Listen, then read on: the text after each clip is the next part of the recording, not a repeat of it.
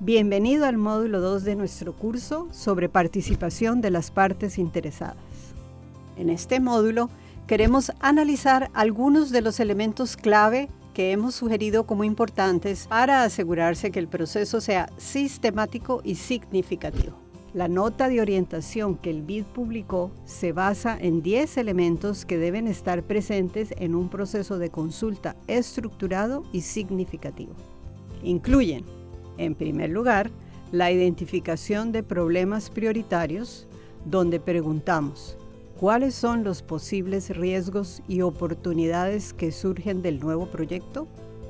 Seguido por el número 2, análisis de las partes interesadas y plan de consulta. ¿Quién se ve afectado por el proyecto y quién puede tener un interés que pueda influir en los resultados del proyecto? Entonces, ¿cómo interactuará el proyecto con ellos? El elemento 3 cubre la información previa. ¿Cómo se proporcionará la información a las partes interesadas antes de los eventos de consulta de manera que sea significativa para los involucrados? El elemento 4 analiza los foros y métodos apropiados para el proceso de consulta. ¿Cómo deben organizarse? ¿Deben ser reuniones públicas? ¿Deben ser reuniones de grupos focales? ¿Deben ser discusiones uno a uno? Hay muchas maneras diferentes de hacer y los exploramos en el curso.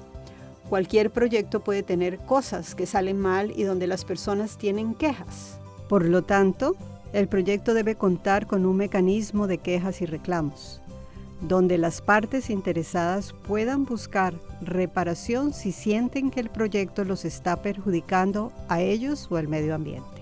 Una vez que hayamos emprendido el proceso de consulta, y recuerde, este es un proceso continuo, debemos asegurarnos de que las decisiones de diseño y los aspectos de implementación en los proyectos integren los puntos de vista y perspectivas de todas las partes interesadas y se incorporen al sistema de gestión general del proyecto. El elemento número 7 se coloca aquí para garantizar que proporcionamos retroalimentación a las partes interesadas y que también garantizamos una transparencia en la toma de decisiones del proyecto. ¿Cómo se informará a las partes interesadas sobre las decisiones del proyecto y cómo se incorporaron sus diferentes visiones y comentarios? Necesitamos desarrollar planes de acción para el proyecto y esos planes deben basarse en datos adecuados e incorporarse en el sistema de gestión como ya hemos mencionado. Este es el elemento número 8.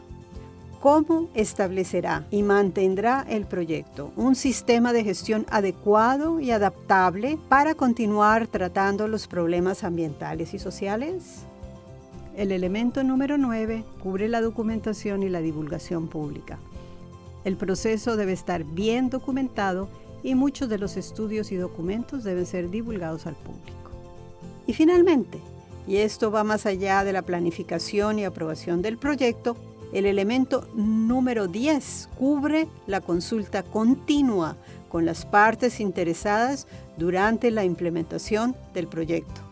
¿Cuáles son los mecanismos establecidos para garantizar que las partes interesadas se mantengan informadas e involucradas a lo largo del proyecto? Es importante darse cuenta de que estos diferentes elementos no son secuenciales, no ocurren uno después del otro, sino que pueden estar ocurriendo en diferentes momentos, en paralelo y de forma intermitente.